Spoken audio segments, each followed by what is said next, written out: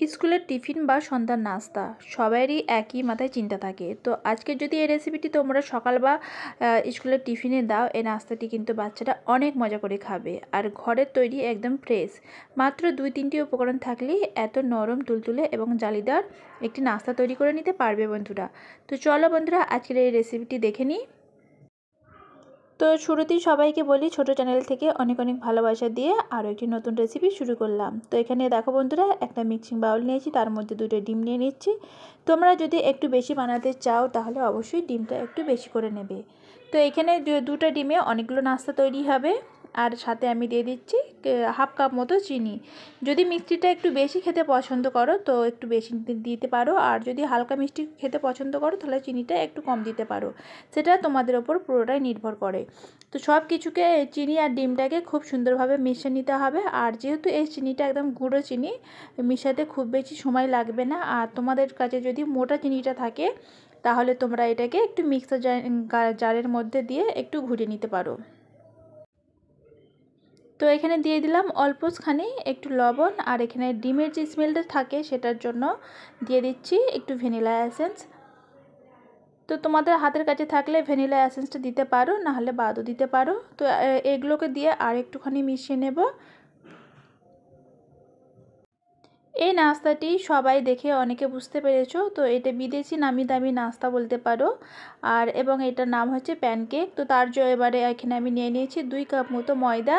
ময়দাটা চেলে নিলে কি হবে, নাস্তাটা অনেক সুন্দর তৈরি হবে, একদম সফট তুলতুলে আর জালিদার হবে। তো এইভাবে আমি খুব সুন্দরভাবে মিশিয়ে নিব। আর এখানে আমি একেবারেই ময়দাটা দিয়ে দিয়েছি 2 কাপ মতো। এবারে আমি লিকুইড দুধ দিয়ে একটা সুন্দর মিশ্রণ তৈরি করে নেব। তো এই প্যানকেকটা সাধারণতভাবে বিদেশি বলতে পারো, আমরা সচরাচরভাবে খুব বেশি কিন্তু বানিয়ে অত খাওয়া হয় না। আর এটা সেরকমভাবে অত পাওয়া যায় না, বাড়িতেই তৈরি করতে হবে। তো তোমরা চাইলে এই নাস্তাটি একবার বাড়িতে তৈরি করতে পারো, একদম অল্প কিছু উপকরণ দিয়ে একটা সুন্দর নাস্তা তৈরি করতে পারবে। বাচ্চাদের স্কুলের টিফিনে যদি এই নাস্তাটি করে দাও তাহলে দেখবে টিফিন বক্সও খালি আসছে। আর সন্ধ্যার সময় কিন্তু এই নাস্তাটি অনেক সুন্দর চার সাথে বা এমনি সাথেও খেতে তোমরা পারো। আর এখানে দিয়ে দেখো বন্ধুরা, 1 চা চামচ মতো রান্নার তেল দিয়ে আর একটু মিশিয়ে নেব। আর এখানে ব্যাটারটা খুব বেশি ঘন হবে না, আবার খুব বেশি পাতলাও হবে না, ঠিক দেখে বুঝতে পারছো। তো এরকম আমি ব্যাটারের ঘনত্বটা রেখেছি।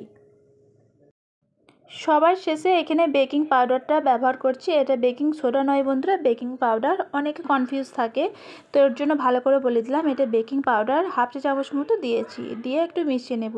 আর এই ব্যাটারটা আর পাতলা করব না, এরকমই কিন্তু থাকবে।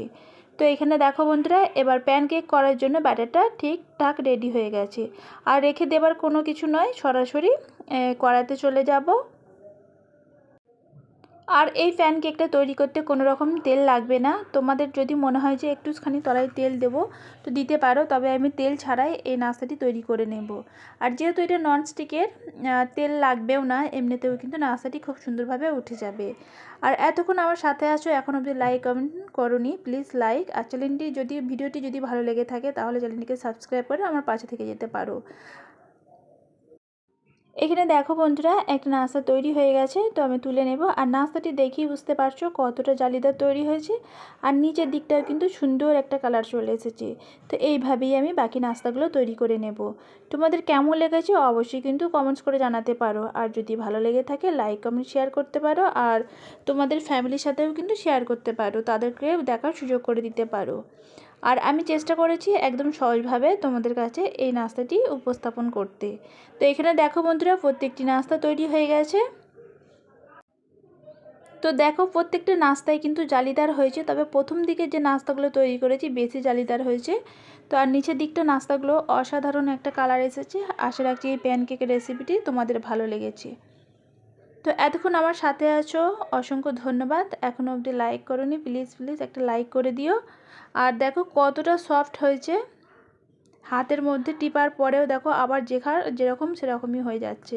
আর প্রত্যেকটি নাস্তা একদম জালিদার হয়েছে। তো আজকে এই অবধি, সবাই ভালো থাকবে, সুস্থ থাকবে।